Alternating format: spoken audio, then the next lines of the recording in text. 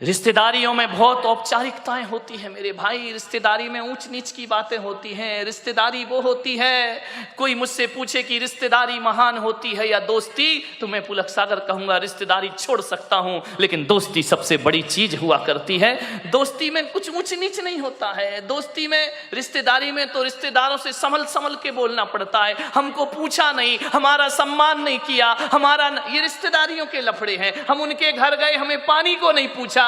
दोस्त ऐसा कभी नहीं कहता है मेरे भाई। दोस्त के मन में ये बातें कभी नहीं आती हैं। रिश्तेदार में बहुत सी रिश्तेदारी निभाना पड़ती है, दोस्ती निभाना नहीं पड़ती। दोस्ती तो जीना पड़ती है, आनंद के साथ दोस्ती जी जाती है मेरे भाई। रिश्तेदार शिकायत से भरे होते हैं।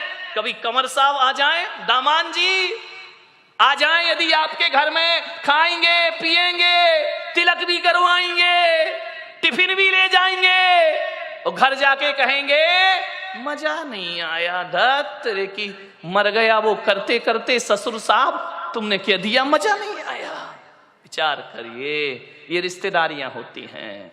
और दोस्ती तो वो होती है, यदि दोस्ती का आनंद लेना है तो नारायण कृष्ण सुदामा के चिवड़े का आनंद लिया करते हैं, जो 56 भोगों में आनंद नहीं आया करता है। दोस्ती बड़ी आनंद प्रदायक होती है। आपसे एक निवेदन है, मैं जहां तक सोचता हूं कि अब्दुल कलाम को यदि गलत संगति मिल जाती तो मेरा पूरा विश्वास है कि अब्दुल कलाम लादेन बन गए होते, और लादेन को अच्छी संगति मिल जाती तो लादेन अब्दुल कलाम बन गया होता। ध्यान रखिए, राम को अच्छी संगति मिली, वो महान हो गए। यदि रावण को अच्छी संगति मिलती तो रावण भी राम बन के खड़ा होता, और राम को गलत संगति मिलती तो राम रावण बन गए होते। मेरे भाई, आपसे मैं यही निवेदन करना चाहता हूं। आज यदि मैं इस ओहदे पर आके पहुंचा हूं तो इसमें मेरे जीवन में सबसे ज्यादा हाथ किसी का है तो दोस्तों का हाथ मेरे जीवन में है। मान्यवर सोचिए, अच्छी संगति करो। मालूम है, गंगा जैसी नदी में यदि नाली का पानी मिल जाए तो कहते हैं कि नाली का पानी गंगा जैसा पूज्य हो जाया करता है। गंगा में नाली का पानी मिले तो वो गंगा जल हो जाया करता है, और गंगा जल को यदि नाली में डाल दिया जाए तो वो गंदा जल हो जाया करता है, वो अपवित्र हो जाया करता है। संगति करो तो गंगा जैसों की करो, जहां जाकर के हमारा ये गंदगी में शरीर पवित्र हो जाए। एक कोयले की बोरी में, कोयला जानते हैं, मैलाएं क्या, बड़ा कठिन है, कोड़सा है, यही कोड़सा, हाँ चलेगा, बहुत कठिन है भाई।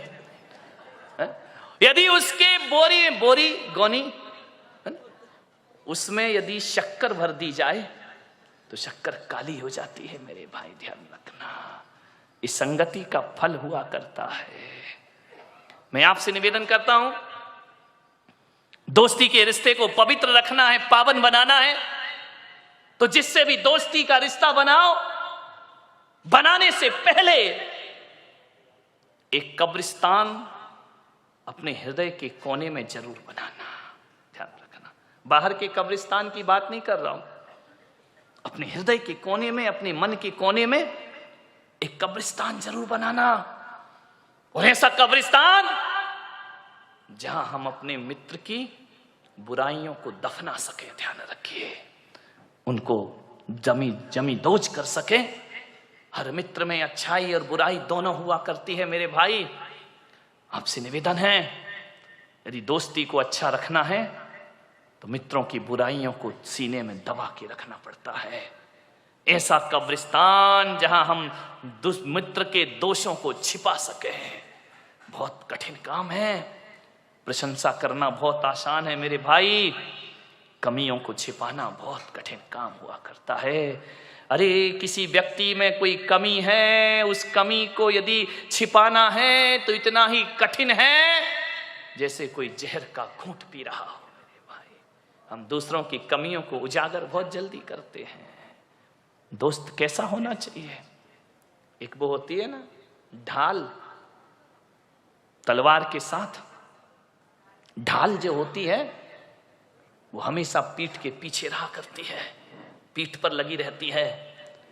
लेकिन जो ढाल जो पीठ पर है, लेकिन जब उसका दोस्त रणभूमि में खड़ा होता है और जब उस पर तलवारों से आक्रमण होता है तो पीछे की ढाल छाती के सामने आ जाया करती है।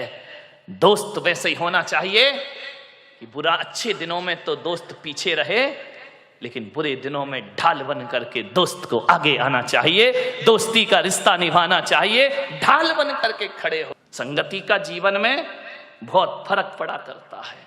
एक संत के पास 2 तोते थे। एक आदमी उनके यहां बैठने गया संत जी के दर्शन करने। दोनों तोते अलग अलग पिंजरे में बंद थे। अब जैसे ही पहुंचे तो एक तोता बोला, आइए राम राम, स्वागत है आपका, स्वागतम, आइए बैठिए।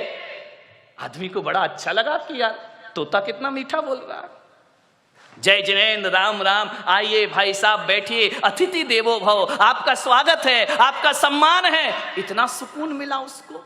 वो मुड़ा थोड़ा सा दूसरे तोते की तरफ, दूसरा तोते ने इतनी गालियां बकी, इतनी गालियां बकी, मारो, काटो, पीटो, पकड़ो, लूटो। अरे उसने कहा कि संत जी क्या मामला है? एक तोता गालियों पे गालियां बक रहा है और एक तोता आइए स्वागतम बड़ा मीठा शब्द बोल रहा है। संत ने कहा, मैंने इन तोतों से कुछ जिंदगी का पाठ पढ़ा है। बोले क्या पाठ पढ़ा है? बोले जब ये तोते पैदा हुए थे, एक तोता मैंने डाकू के घर भेज दिया था और एक तोता मैंने साधु के घर भेज दिया था। अरे जो साधु का तोता था वो कहता था राम राम तुम्हारा स्वागत है, और जो डाकू के घर पला है वो कहता है मारो, काटो, पकड़ो और लूटो। ये संगति का फल है। तोता तो एक ही है ना, किस घर में पड़ा है? एक बात याद रखना, भीलनी के घर में पड़ा हुआ चंदन तिलक लगाने के काम नहीं आता, चूल्हे में जला करके रोटियां बनाया करती है। ध्यान रखना, भीलनी के घर में रखा हुआ हीरे का टुकड़ा आभूषण नहीं बनता है, वो पैर घिसने के काम आया करता। कहां पड़े हो आप? चंदन पड़ा चमार घर, ध्यान रखिए, नित नित कूटे चाम। चंदन कहां जाना चाहिए? किसी पंडित पुजारी के पास जाए तो माथे का तिलक बनेगा, और ऐसी जगह चला जाए जहां रोज चमड़ा कूटा जाएगा। ध्यान रखिए, सोचना है आपको, आप कीमती हैं, आप महत्वपूर्ण हैं। दोस्ती को ध्यान में रखिए, किसके साथ आपका उठना बैठना है। एक बात याद रखना, मैं खाने में बैठकर दूध पीना खराब है। ध्यान रखिए, मैं खाने में बैठकर दूध भी पियोगे तो शराबी का दर्जा मिलेगा तुम्हें, इतना स्मरण रखना। और संत के दरबार में पानी भी पियोगे तो पानी नहीं, अमृत और आशीर्वाद का नाम उसे दिया जाता है, अमृत पान हुआ करता है। चीज तो वही है, चीज में क्या फर्क पड़ता है? संगति किसकी कर रहे हो? अच्छे लोगों की संगति करो, ऊंचे लोगों की संगति करो। ऊंचे लोग, ऊंची पसंद। कौन बोला? माणिक चंद। ध्यान रखिए, मान संगति कैसे करना है, ऊंचे विचार।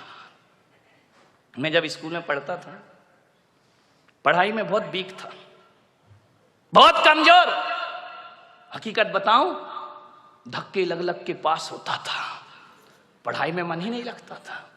दुनिया भर की शैतानी में मन लगता था, पढ़ने लिखने में कोई दिमाग नहीं, बस इसी में खुश थे। कभी देखने ही नहीं कितने परसेंट, और हमारे समय तो परसेंटेज का लफड़ा ही नहीं था। इस क्लास से उस क्लास में चले गए, पास हो गए, ना माँ बाप को कुछ पड़ी है ना हमें कुछ पड़ी है। जाकर के देखा, बोले क्या रिजल्ट पास, नाचते गाते आ गए। जानते ही नहीं थे 90% क्या होते हैं। आजकल के बच्चे को तो 98% आ जाए तो डिप्रेशन में चला जाता है, 2% कम क्यों हुए। हम लोग तो कोई लफड़ा ही नहीं था, आ गए, पास हो गए, निकल गए, बैठ गए अगली क्लास में, कोई परसेंटेज की बात नहीं थी। कई बार तो 5 नंबर का ग्रेस भी लग के अगली क्लास में बिठा दिया जाता था। मान्यवर सोचिए, बड़ी पढ़ाई बड़ी मजेदार थी। फेल भी हो गए तो कोई टेंशन नहीं। एक लड़का फेल हो गया था हमारी क्लास में बचपन में। अब वो फेल तो हो गया बेचारा, बड़ा रो रहा। मैंने कहा काहे को रोता है यार, हो गया, फेल हो गया। स्कूल अगर आए तो पढ़ना ही पड़ेगा, पढ़ाई गर जहर है तो पीना ही पड़ेगा। उस समय मैंने कविता लिखी थी, गिर गिर के पढ़ाई में संभलते ही रहेंगे। ये मेरी बचपन की कविता। गिर गिर के पढ़ाई में संभलते ही रहेंगे, गर फेल भी हो जाए तो पढ़ते ही रहेंगे। जिसने किया फेल वही पास करेगा, पढ़ाई अगर जहर तो पीना ही पड़ेगा। हाँ, कितने खुश हो गए। देखो ऐसी बातें इतनी जल्दी आ जाती हैं। अरे जो फेल कर रहा वही पास करेगा, टेंशन काहे को ले रहा है, अभी नहीं करेगा अगले साल करेगा। आज की पढ़ाई बिल्कुल अलग हो गई है। ध्यान रखना, मैं पढ़ता था, पीछे की लाइन में बैठता था, मेरे नंबर कम आते थे। मेरे एक शिक्षक थे, आज मुझे स्मरण में आ रहे हैं, डी भारत, क्रिश्चियन थे। वो मुझे बहुत प्यार करते थे बचपन में। वृद्ध थे, रिटायर्ड होने के बाद भी वो स्कूल पढ़ाते थे कि मैं सरकार की पेंशन जो मिलती है ना, ये फ्री में नहीं खाऊंगा, जब तक हाथ पैर चल रहे हैं स्कूल रोज आऊंगा। ऐसे वह शिक्षक थे। उन्होंने एक दिन मुझे बुलाया कि इधर आओ, तुम देखने में तो बड़े अच्छे हो। उस समय तो मैं अच्छा ही था, क्यों अभी गड़बड़ लग रहा हूं क्या? ध्यान रखिए। उन्होंने कहा इधर आओ, तुम पढ़ते लिखते क्यों नहीं हो? मैंने कहा पढ़ता तो दिमाग में कुछ नहीं चढ़ता है। बोले नहीं चढ़ेगा। मालूम है, मेरी संगति खराब थी, गलत लोगों के साथ पीछे की सीट में बैठता था, मस्ती करना, टीचर पढ़ा रहा है एक दूसरे की छेड़छाड़ करना, टीचरों के नाम रखना उल्टे सीधे। स्कूलों में तो यही होता है, और क्या करोगे? उनको चिढ़ाना, उनकी नकल करना, वो चले गए तो ब्लैक बोर्ड में उनका चित्र बनाना, चित्र बना रहे सर का, बन गया बंदर का। बड़ी आफत होती थी। उन्होंने कहा इधर आओ, देखने में बड़े अच्छे हो लेकिन काम तुम्हारी बहुत गड़बड़ है, पढ़ाई में आगे बढ़ो। मैंने कहा मैं नहीं लगता मन। स्कूल क्यों आते हो? माँ बाप भेजते हैं, आना तो मैं बिल्कुल नहीं चाहता हूं, लेकिन अब भेजते हैं तो भेजते, मैं करूं क्या? उन्होंने कहा इधर आओ, तुम्हारा पढ़ने में मन लगेगा। मैं 8th क्लास तक बहुत घटिया नंबर से पास होता था, बड़ी मुश्किल से। उन्होंने मुझे कहा आज से मेरा आदेश है, तुम पीछे की सीट में नहीं आगे की सीट में आकर के बैठोगे। पीछे की सीट पे वही बैठता है जो पढ़ाई से जी चुराता है, जो क्लास में मस्ती करना जानता है। ये आगे की सीट में जितने लड़के बैठे सब इंटेलिजेंट बच्चे हैं। और बेटा मैं कहता हूँ आज से होशियार बच्चों के साथ रहो, तुम्हारा सोच बदलेगा, तुम्हारा चिंतन बदलेगा।